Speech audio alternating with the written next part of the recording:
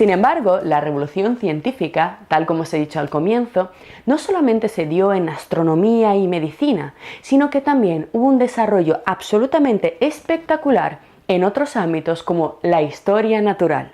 ¿Qué es la historia natural? Fijaros, en el ámbito en el que estamos y en la época en la que estamos, la historia natural era aquella disciplina encargada de describir las propiedades y características de las plantas y los animales. Es decir, digamos que la historia natural contemplaría lo que hoy en día llamamos zoología y botánica. Comencemos con las plantas. Durante toda la Edad Media y parte del Renacimiento, las dos autoridades fundamentales en materia botánica fueron los griegos Teofrasto y Dioscórides, Teofrasto de la época clásica y Dioscórides del helenismo tardío. El primero de ellos, Teofrasto, fue el discípulo más querido de Aristóteles, al cual éste encargó dentro del Liceo el estudio de las plantas, mientras que el propio Aristóteles se dedicaba al estudio de los animales. Tan importante fue Teofrasto que tras la muerte de Aristóteles llevó a cabo la dirección del Liceo durante 36 años. Sus estudios en materia botánica le dieron el honorable título de ser considerado como el padre de la botánica.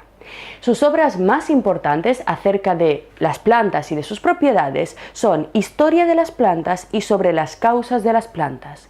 Estos dos textos fueron importantísimos para el desarrollo de la botánica y la farmacopea durante la Edad Media y el Renacimiento. La segunda gran fuente, la segunda gran autoridad en este ámbito fue Dioscórides, el autor de la obra De Materia Medica, uno de los textos más importantes en lo que hace a la medicina, al uso de las plantas y de sus propiedades para la sanación, para la salud. Esta obra fue capital durante todo el periodo medieval y también gran parte de la modernidad, llegando hasta el siglo XVII su uso en las universidades. Se trata de una obra importantísima en la cual se recogen más de 600 plantas y sus propiedades medicinales, 90 compuestos minerales y más de 30 compuestos animales dedicados, como os he dicho, a la fabricación de medicamentos. Su éxito fue absolutamente arrollador. Muestra de ello es el hecho de que esta obra, el De Materia Medica de Dioscórides, fuera profusamente traducido y estudiado por los árabes. Aquí os traigo algunas bellas ilustraciones de libros árabes, de traducciones árabes de esta obra completamente importante para el estudio de las plantas. No obstante, esta era la antigua visión acerca del mundo botánico. La revolución en botánica comenzó en Europa, en el Renacimiento, a partir de dos frentes fundamentales. En primer lugar, la primera fase se dio en los países del norte, en los cuales, debido a la elevación del nivel intelectual que hemos visto, fomentado en gran parte por la reforma luterana y el desarrollo de la imprenta de tipos, aparecieron nuevos investigadores que empezaron a estudiar las plantas y a publicar libros en los cuales se empezaban a incluir todo un conjunto de especies que no habían sido estudiadas ni analizadas ni por Teofrasto ni por Dioscórides. Es decir, los botánicos y los naturalistas del norte de Europa estaban familiarizados con un conjunto de plantas que vivían específicamente en esta región de Europa que no aparecían en ningún lugar de los libros de los clásicos. Evidentemente, tanto Dioscórides como Teofrasto se dedicaron a describir la flora del Mediterráneo y había muchísimas plantas que ellos no conocían. Así, tímidamente, la primera revolución en botánica consistió en estos nuevos herbarios del norte de Europa en los cuales se empezaron a introducir especies no consideradas por las antiguas autoridades.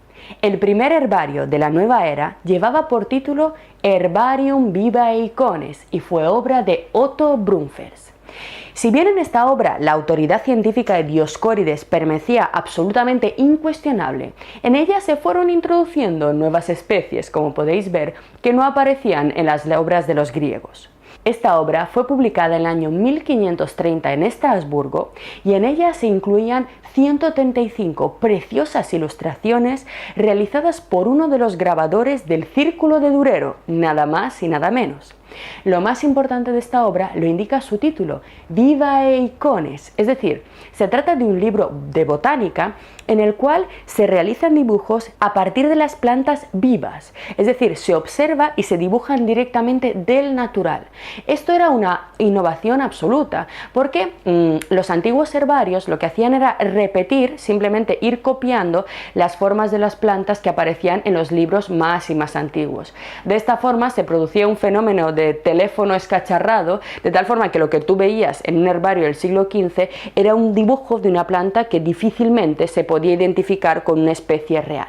Así que la innovación de Brunfels consistió en estas vivae icones, estas imágenes vivas de las plantas, en su nueva forma de describir la botánica.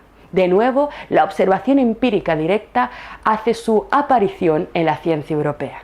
El segundo gran herbario europeo, que tenemos que conocer al menos por su nombre debido a su importancia, es el De Historia Stirpium, publicado en 1542 por Leonhard Fuchs.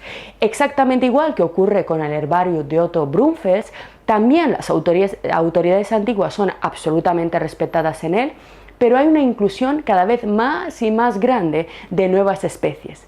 Aquí os traigo algunas bellísimas imágenes de estos herbarios. Al mismo tiempo que se desarrollaban los herbarios en Europa, empezaron a construirse los primeros jardines botánicos, extremadamente importantes para la experimentación, para la investigación directa. Estos jardines fueron nutridos por las expediciones al Nuevo Mundo y a Asia. El primero de ellos se construyó en la Universidad Italiana de Pisa en 1543. De nuevo 1543, un año clave, como vemos, para la Revolución Científica Europea, porque fue el año en el que se publicó el libro de Copérnico, que habría de cambiar la historia de la física y de la naturaleza, y el libro de Andrea Vesalio, que acabamos de ver, que revolucionó a su vez el ámbito de la medicina. El segundo y tercer jardín botánico de Europa, muy importantes para el estudio experimental, como os he dicho, fueron abiertos en las universidades de Padua y Florencia en el año 1545. Posteriormente se abrió otro importante jardín botánico en Bolonia en 1547 y a este le siguieron los importantísimos jardines de Leiden y Montpellier.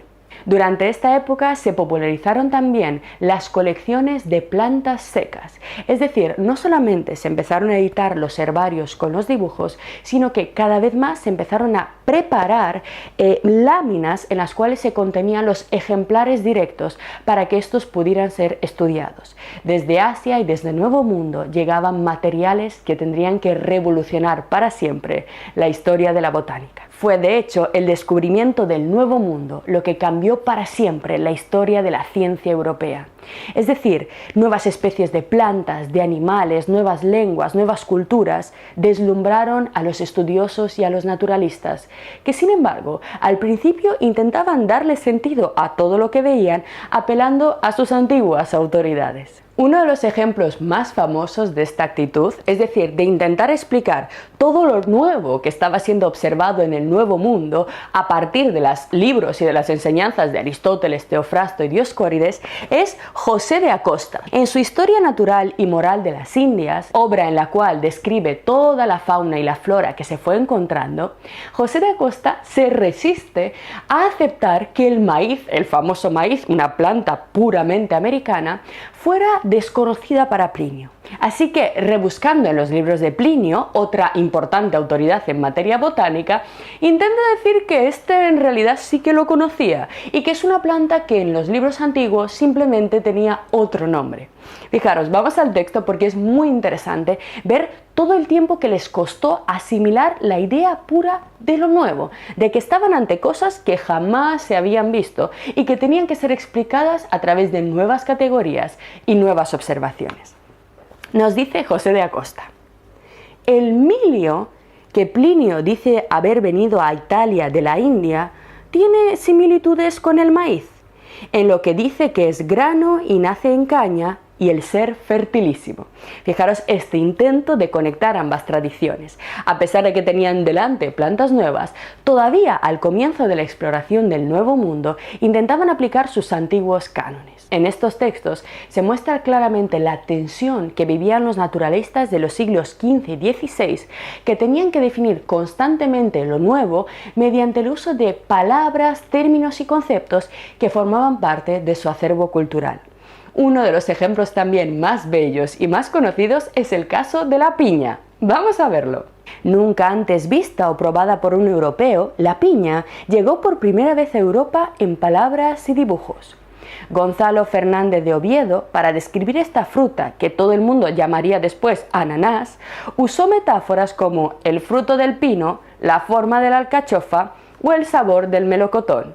De alguna forma intentaba aproximar las frutas y las formas conocidas por los europeos al descubrimiento de la piña, y así hemos heredado esta tendencia a resistirse, ¿no?, a lo nuevo, a la innovación y al descubrimiento real en una palabra como piña. Vayamos ahora con los animales, con la biología. En lo que respecta al estudio de las propiedades y características morfológicas de los animales e incluso sus aplicaciones médicas, las dos autoridades fundamentales de la Edad Media y principios del Renacimiento eran Aristóteles y Plinio. Aristóteles fue el gran biólogo de la antigüedad, que dedicó una enorme cantidad de obras al estudio de los animales, literalmente le apasionaba. Ya os dije que dejó a Teofrasto las plantas y él se dedicó al estudio de los animales. Tengo aquí muchos libros de biología aristotélica porque realmente es un autor fabuloso en este campo. Aristóteles dedicó varias obras importantes, como os he dicho, al estudio de las diversas propiedades de los animales. La primera de ellas es Historia de los animales, en los cuales va describiendo muchísimas especies y sus comportamientos alimenticios, sus características físicas e incluso sus cualidades psicológicas, como por ejemplo el definir a la cabra como un animal mucho más inteligente que la oveja. Son textos muy divertidos. En segundo lugar, tenemos La investigación sobre los animales, un libro muy parecido, sobre el movimiento de los animales, un texto interesantísimo que habla de los diversos sistemas de locomoción de los animales y cómo se produce la transmisión del movimiento, un libro capital para el desarrollo del estudio biológico en Europa. Sobre la generación de los animales, habla de la reproducción y de los diversos tipos de reproducción. Habla en esta obra de los animales ovíparos, vivíparos, incluso habla de algunos que aparecen por generación espontánea, también un libro muy determinante. Acerca del alma, que es otro libro aristotélico en el que hay varias reflexiones acerca de los animales. Y finalmente los Parva Naturalia, que son pequeños tratados sobre cuestiones naturales y sobre todo biológicas recogidas en este pequeño libro y en este pequeño tratado. La segunda gran autoridad de la antigüedad respecto a biología es, como os he dicho, Plinio. Plinio el Viejo, que escribió la famosa Historia Natural. Una pequeña anécdota acerca de Plinio que seguro que os va a gustar. Plinio el Viejo murió concretamente con la erupción del Vesubio en Pompeya. Cuando el volcán entró en erupción, Plinio en esos momentos era el almirante de la flota romana que guardaba aquellas costas. En cuanto vieron que el volcán había entrado en erupción, se acercaron rápidamente con los barcos para socorrer a la población y de hecho sacaron a muchísima gente. El ejército sacó muchísima gente y salvó la vida de muchas personas. Sin embargo, la curiosidad y el afán naturalista de Plinio hizo que muriera, porque él bajó del barco y se quiso acercar más para poder contemplar la erupción y ver qué estaba pasando, y el flujo piroclástico que bajaba de la montaña lo mató. El afán científico de Plinio acabó con él. Junto a las autoridades de Aristóteles y Plinio, también tuvieron una gran importancia los bestiarios medievales. En estos libros se combinaban de forma un poco caótica la descripción de animales clásicos que habían sido estudiados por los griegos, con todo tipo de animales menos frecuentes, todo tipo de monstruos y criaturas fantasiosas. Entre esta colección de grifos, unicornios, destacan tres animales que vamos a ver enseguida: las sirenas, los cíclopes y los llamados quinoquéfalos o cinocéfalos, término que viene del griego kinos, que significa perro, kéfalos, cabeza, es decir, los hombres con cabeza de perro. Junto a estos bestiarios medievales también tuvieron un papel importante el libro de las maravillas de Marco Polo, que también incluía todo tipo de monstruos y todo tipo de animales fantásticos, y el libro de las maravillas del mundo de Melville, que contribuyeron de alguna forma a enriquecer la imaginación de los europeos. Lo importante, lo que quiero que os quede absolutamente claro, es que para ellos no había diferencia entre unos y otros. Como estaban recogidos en los libros de las antiguas autoridades, para un europeo renacentista era tan real una foca que una sirena. Todos formaban parte del acervo cultural. Tanto es así que los exploradores del Nuevo Mundo, cuando arribaron a las costas de América, no solamente llevaron con ellos las ganas de descubrir riquezas, sino también todo su acervo cultural. Es interesantísimo ver cómo el propio Cristóbal Colón, en sus diarios de exploración, nos dice haber visto criaturas que aparecen en los libros de los antiguos, criaturas fantásticas. Vamos a nuestros textos porque os va a sorprender muchísimo el peso de la tradición, cómo nuestros exploradores no ven simplemente a través de los ojos, sino que ven con los ojos de su cultura. Colón podría haber dicho, bueno, acabamos de llegar a un lugar desconocido, él no sabía que era un nuevo continente, pero era un lugar inexplorado, y estamos viendo animales completamente desconocidos. No, las observaciones pasan y se filtran por el tamiz de su cultura. Fijaros qué difícil era descubrir lo nuevo, la idea de innovación. Vamos a los textos porque vais a ver qué tipo de animales se encontró Cristóbal Colón en las costas americanas. El primer texto pertenece al diario del 9 de noviembre de 1493 y nos dice Colón: el día pasado, cuando el almirante iba al río del Oro, dijo que vio 3 sirenas que salieron bien alto de la mar, pero no eran tan hermosas como las pintan, ya que de alguna manera tenían forma de hombre en la cara. Fijaros, vieron 3 criaturas saliendo del agua, seguramente eran manatíes de agua salada, ¿no? Eran más feos de lo que contaban los antiguos griegos, ¿no? Y añade Colón pocos días después en su diario: supo también que lejos de allí había hombres de un ojo, cíclopes en América, y otros con hocicos de perros, cinocéfalos, que se comían a los hombres y que, en tomando a uno, lo degollaban y le bebían la sangre y le cortaban su natura. Otro elemento importantísimo para el desarrollo científico de la biología y la botánica fue el hecho de que durante el siglo XV y XVI se instauraron en Europa los primeros gabinetes de curiosidades o gabinetes de maravillas, que son los antepasados de nuestros actuales museos. Estos gabinetes fundamentalmente fueron promocionados por los grandes nobles de la época, como el caso de Francisco I de Medici. A lo largo del curso dedicaremos bastante tiempo a la importancia de la familia Medici, no solo en el desarrollo artístico que todos conocemos de la Europa renacentista, sino también filosófico y científico. Así, estos gabinetes recogían en sus salas todo tipo de objetos curiosos, provenientes de todos los lugares del mundo, en una especie de mezcla un poco caótica. Desde monedas antiguas y objetos exóticos traídos de países lejanos, hasta instrumentos científicos, libros y animales. Las colecciones de estos gabinetes estaban clasificadas en 4 grandes secciones. En primer lugar estaba el grupo de lo que se llamaba los artificialia, es decir, aquella sección en la que se reunían objetos, libros y obras de arte de la antigüedad. De alguna forma formarían nuestros museos de arqueología y museos de arte antiguo. En segundo lugar estaban los scientifica, donde se recogían instrumentos científicos, catalejos, lupas. Esto también fue un impulso importantísimo para el desarrollo del material científico y de los nuevos laboratorios europeos. En tercer lugar estaban los naturalia, donde había todo tipo de objetos naturales, animales disecados, conchas, pájaros, etc. Y finalmente los exótica, donde se acumulaban los animales, plantas y objetos exóticos normalmente traídos desde Asia y del Nuevo Mundo. Uno de los autores más importantes fue Ulisse Aldrovandi. Os dejo aquí las impresionantes imágenes de su obra coloreadas. Fijaros qué belleza, qué detalles en esta obra. Fijaros qué colores, qué increíble estudio a partir del natural. Claramente en estas obras había una observación empírica. Tenían los peces delante cuando estaban haciendo estos bellísimos dibujos. Asimismo, fijaros, entre estas magníficas ilustraciones que nos impresionan, encontramos también en la misma obra de Ulisse Aldrovandi esos monstruos que Colón dice haber visto en el Nuevo Mundo.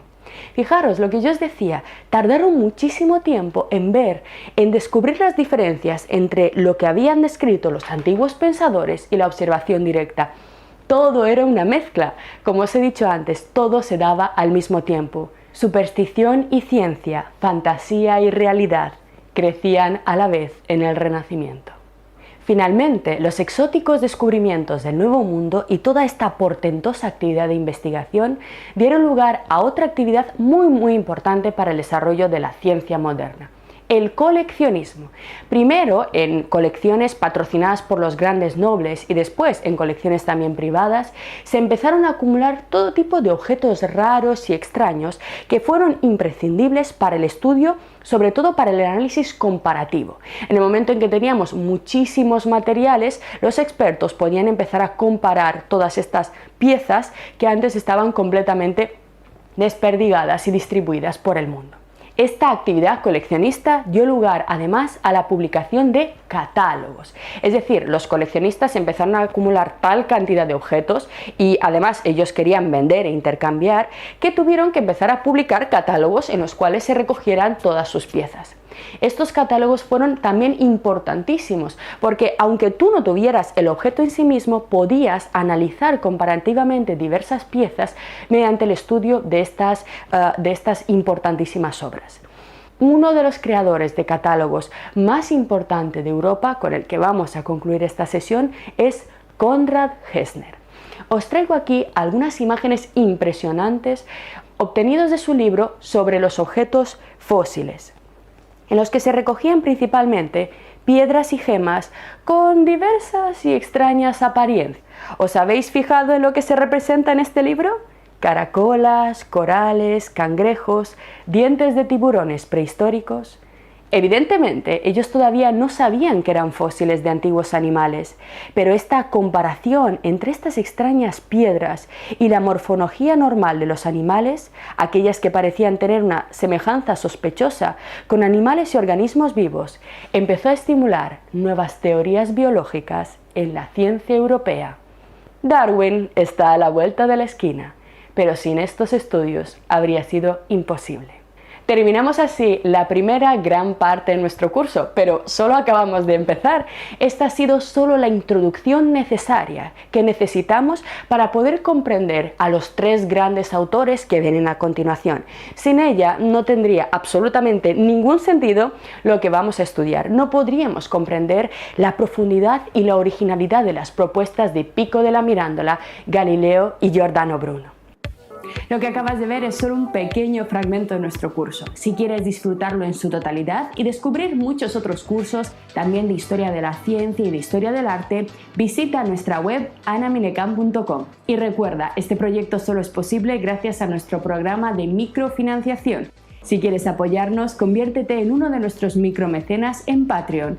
Desde solo €1 al mes nos ayudarás activamente a seguir difundiendo la cultura. Gracias.